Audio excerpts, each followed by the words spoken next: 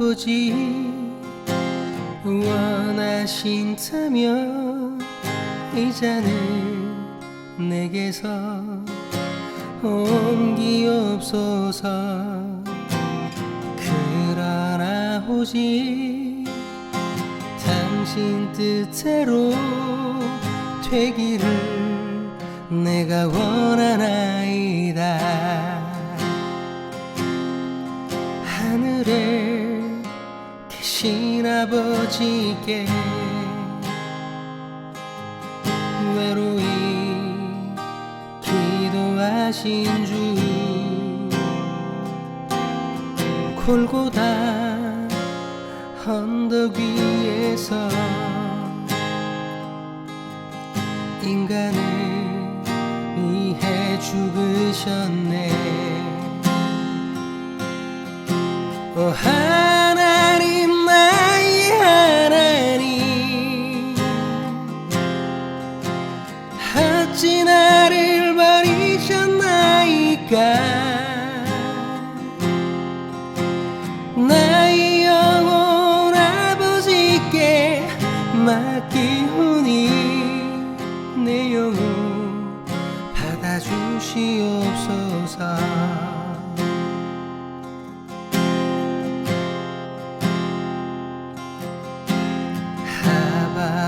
아버지 원하신다면 이제는 내게서 옮기옵소서. 그러나 오직 당신 뜻대로 되기를 내가 원하나이다. 이 세상 어느 곳에도 머리를 둘 곳 없었고 누구도 알지 못했네. 고독한 예수의 외로움. 오 하나님 나의 하나님 어찌 나를 버리셨나이까.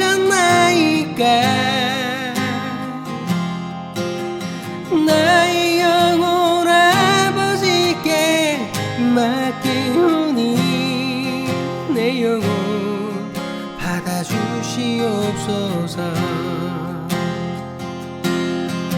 오 하나님 나의 하나님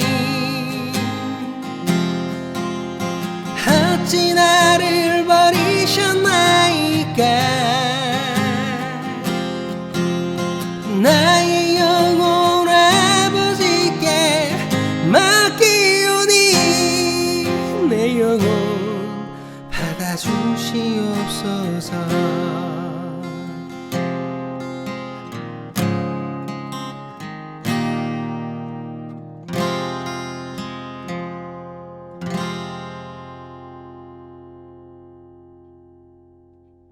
예, 고난주간 5일째 되는 날입니다. 오늘은 마태복음 26장 39절 말씀으로 함께 나눔을 가지려고 합니다. 제가 한번 읽겠습니다.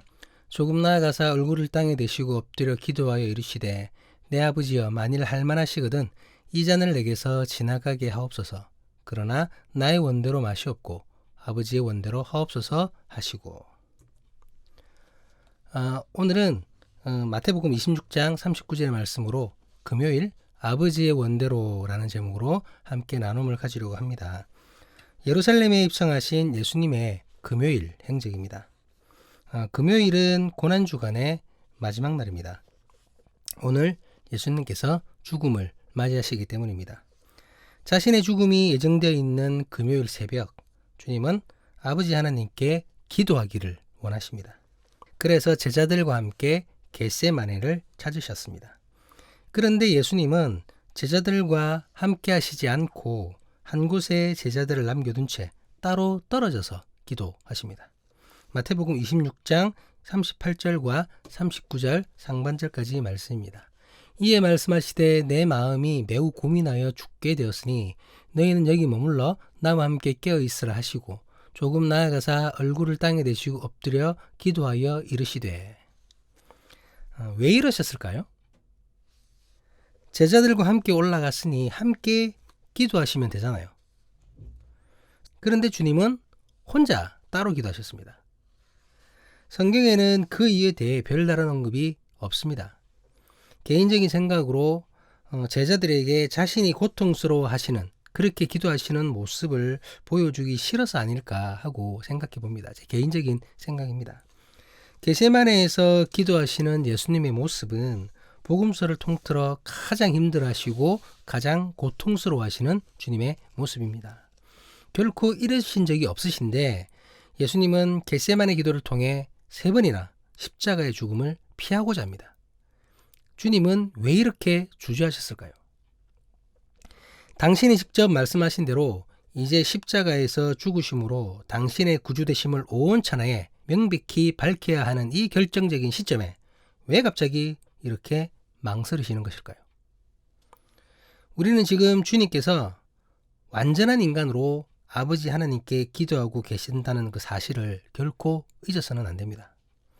주님은 하나님의 아들이시고 곧 하나님이시지만 그러면서 완전한 인간으로 이 땅에 오셨습니다.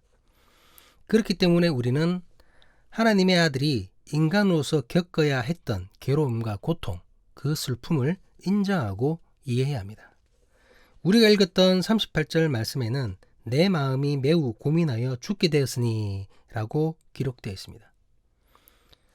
죽게 되었으니 심히 고민된다 라고 하지 않았죠. 죽을 것 같으니까 고민되는 것이 아니라 고민이 너무 돼서, 너무 많이 고민이 돼서 죽을 것 같다라는 얘기입니다.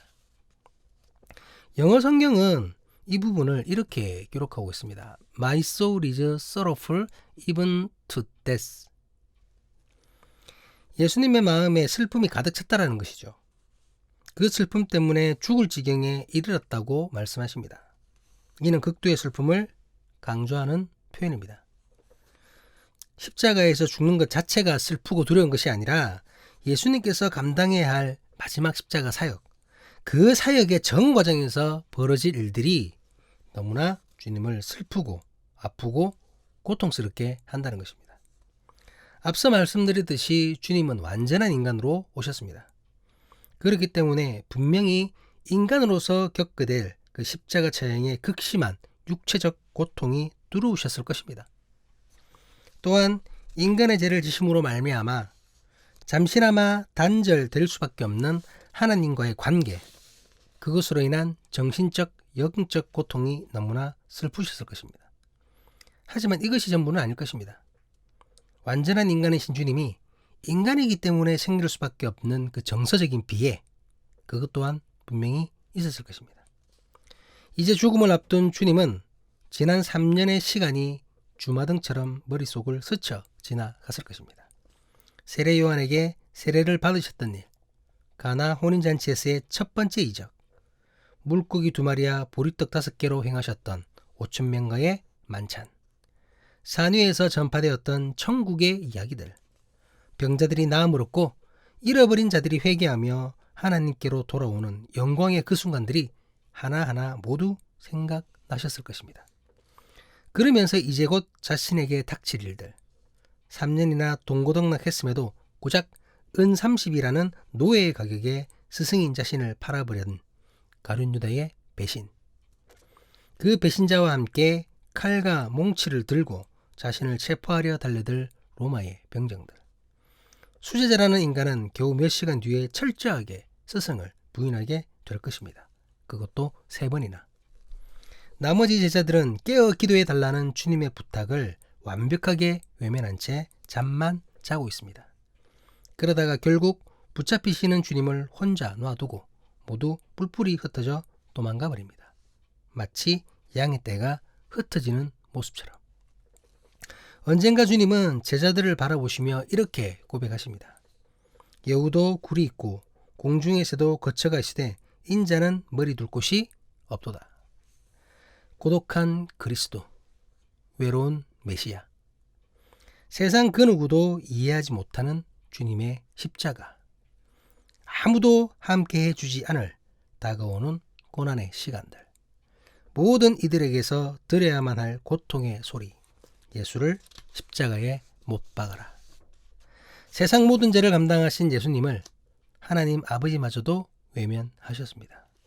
그 아버지를 향한 주님의 간절한 부르짖음, 엘리 엘리 라마 사박다니, 나의 하나님 나의 하나님 어찌하여 나를 버리셨나이까. 주님은 이 잔을 마시지 않으셔도 됩니다. 피할 것도 없이 그저 거부하면 됩니다. 어느 누구도 그것에 대해 뭐라고 말할 수 있는 사람은 없습니다. 세상 어느 누구에게도 그럴 자격이 없습니다.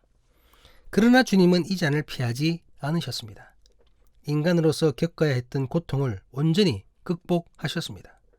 죽을 것 같이 가득했던 슬픔을 이겨내셨습니다. 깊은 고민 속에서 결국 아버지를 생각하셨고 아버지의 이름으로 승리하셨습니다. 사망 권세를 물리치셨습니다. 그리고 주님은 이렇게 기도하십니다. 내 아버지여, 만일 할만하시거든 이 잔을 내게서 지나가게 하옵소서.